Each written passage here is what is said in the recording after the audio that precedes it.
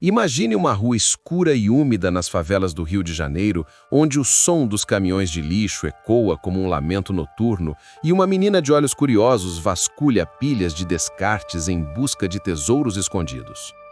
E se eu te dissesse que essa criança, filha de um catador de lixo que mal sabia ler, cresceria para dominar 10 idiomas e deixar um magnata europeu boquiaberto, mudando o curso de vidas inteiras com uma simples frase? Prepare-se, porque essa história vai te fazer questionar tudo o que você acha que sabe sobre potencial humano. Ana era o tipo de garota que o mundo ignorava. Nascida em uma casinha improvisada de madeira e zinco aos pés de um morro lotado, ela viu o pai, João, sair todas as noites para catar lixo nas ruas chiques da cidade. Ele era um homem de mãos calejadas e sorriso cansado, que mal completara o ensino fundamental, mas que ensinava à filha lições de dignidade a cada dia. "O lixo dos ricos é o nosso pão, filha", dizia ele, enquanto separavam plásticos e papéis sob a luz fraca de uma lâmpada pendurada. Ana, com apenas 7 anos, já sentia o peso da pobreza como uma mochila invisível nas costas. As crianças da escola zombavam dela por cheirar a resíduos. Os professores a viam como mais uma estatística de evasão escolar iminente. Mas dentro dela ardia uma fome insaciável por conhecimento. Nos montes de lixo, ela encontrava livros velhos, revistas amassadas e até CDs de áudio jogados fora pelos abastados. Era ali, no meio do fedor e da sujeira, que Ana descobria mundos além do seu. Páginas em inglês de romances americanos, jornais em espanhol de turistas, até manuais em francês de eletrodomésticos quebrados.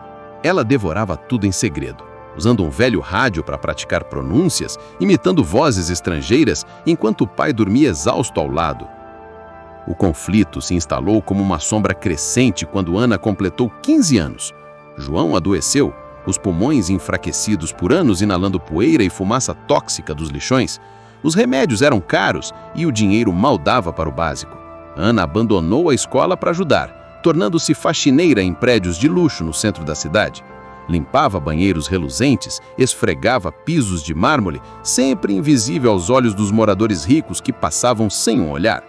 "Você é só mais uma, menina", disse uma vez uma senhora arrogante, jogando uma gorjeta como se fosse esmola. Ana engolia a revolta, mas à noite, em casa, mergulhava nos idiomas que aprendera sozinha: inglês de filmes piratas, espanhol de novelas mexicanas, francês de livros resgatados, italiano de óperas em vinil descartados, alemão de manuais técnicos, até mandarim de embalagens de produtos chineses que encontrava no lixo. Ela praticava com apps gratuitos no celular velho do pai, sonhando com o dia em que aquelas palavras a tirariam dali. Mas a injustiça batia à porta.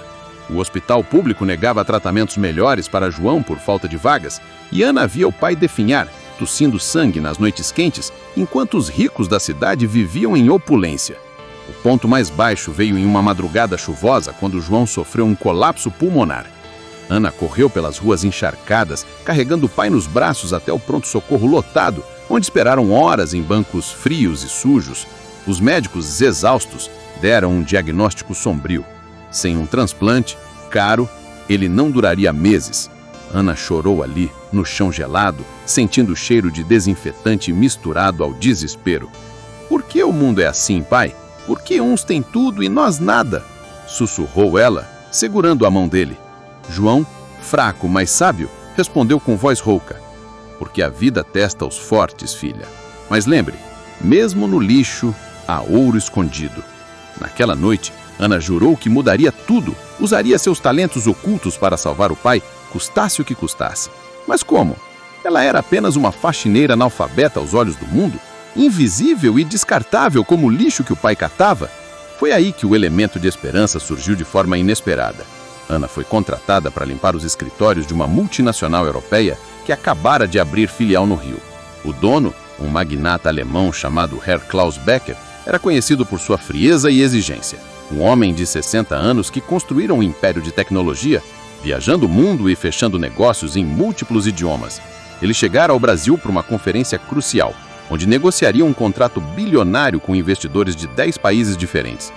Ana observava de longe, varrendo os corredores enquanto executivos tagarelavam em línguas que ela entendia perfeitamente. Uma tarde, durante uma reunião caótica, O intérprete faltou e o caos se instalou. Documentos em mandarim confundiam os chineses, relatórios em árabe perdiam nuances e Becker, irritado, berrava ordens em alemão.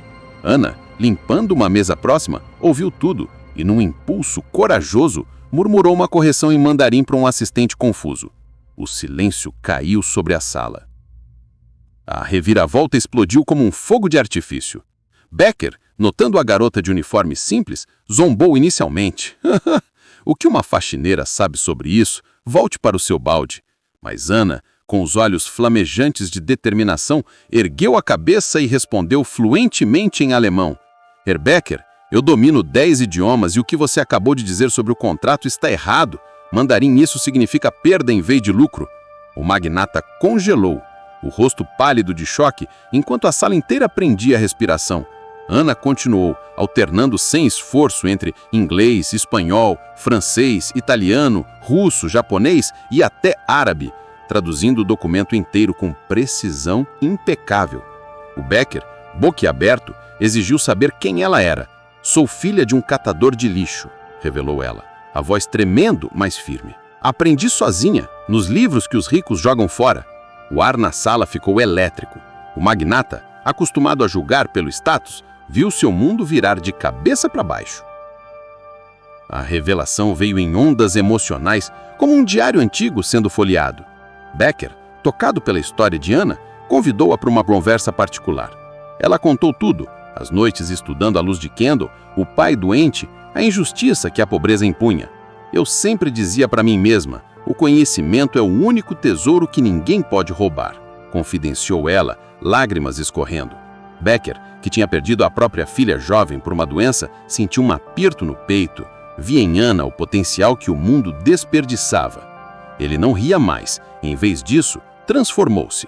Ofereceu uma bolsa de estudo imediata em uma universidade europeia, cobriu o tratamento de João com os melhores médicos e contratou Ana como consultora linguística na empresa. Mas o verdadeiro milagre foi ver João se recuperar, forte o suficiente para ver a filha brilhar. Ana, agora com oportunidades infinitas, fundou uma escola gratuita para crianças de favelas, ensinando idiomas resgatados do lixo da sociedade. No desfecho, o que começou como uma vida de descartes, terminou em um legado de esperança. Ana se tornou uma executiva global, viajando o mundo e inspirando milhares, enquanto Becker, arrependido de sua arrogância inicial, doou milhões para a educação em comunidades pobres. João, orgulhoso, via a filha como o ouro que sempre soube existir no lixo. Essa história nos ensina que o verdadeiro valor não está no que se tem, mas no que se constrói com as mãos e o coração. Nunca julgue alguém pela aparência, pois gênios podem surgir dos lugares mais improváveis. Você acredita que o destino reserva surpresas assim? Já descobriu um talento escondido que mudou tudo? Se essa narrativa te emocionou, compartilhe com quem precisa de inspiração. E se ela tocou fundo no seu coração, inscreva-se no canal. Vamos espalhar mais histórias que nos fazem acreditar no impossível.